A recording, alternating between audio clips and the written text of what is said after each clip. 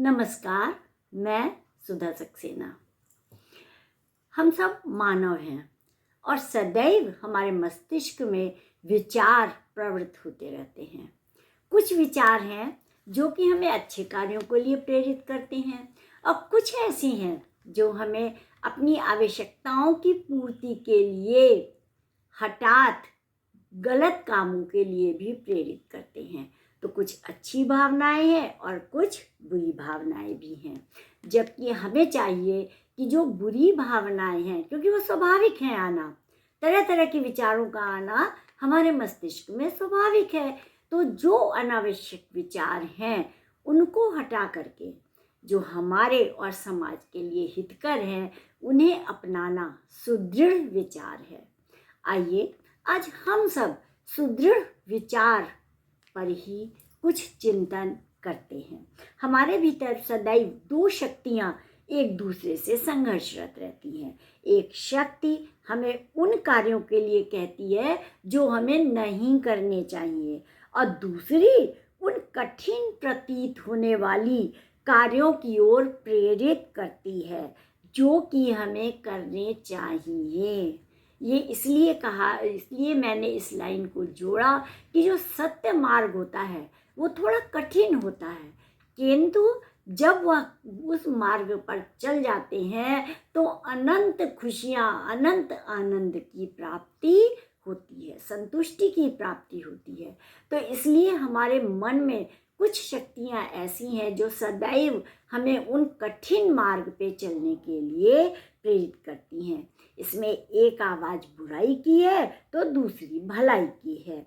किसी बुरी आदत को दूर करने के लिए हर उस बात की उपेक्षा करनी चाहिए जिसके कारण वह उत्प्रेरित हुई है और अपने मन को किसी अच्छी आदत की ओर मोड़ना चाहिए।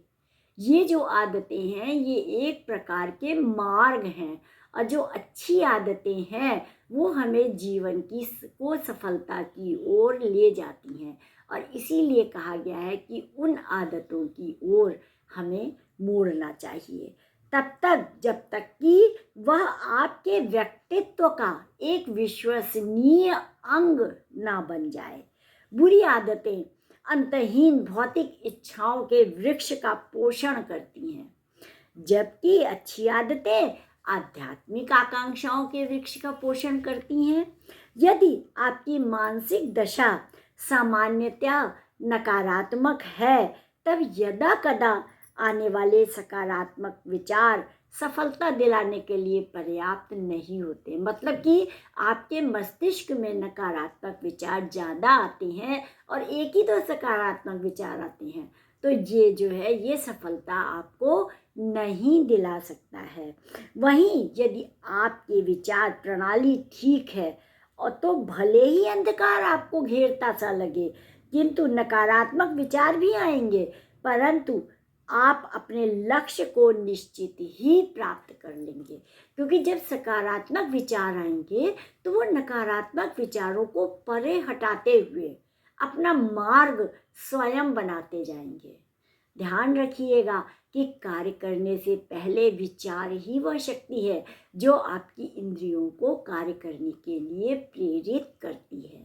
इसलिए सकारात्मक विचार अत्यंत आवश्यक होता है।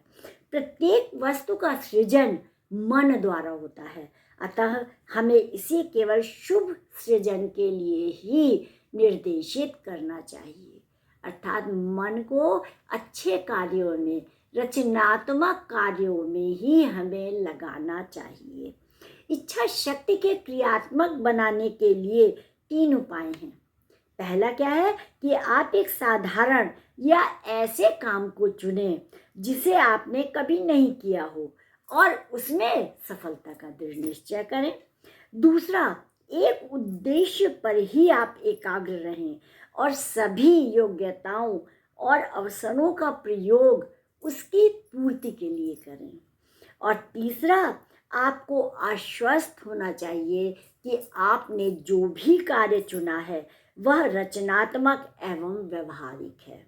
और जब आप इस प्रकार से दृढ़ निश्चय कर लेंगे, आपके विचार सकारात्मक होंगे, तो फिर असफलता का विचार सदा के लिए दूर चला जाएगा और कोई शक्ति नहीं जो आपको उस कार्य के लिए असफल कर दे।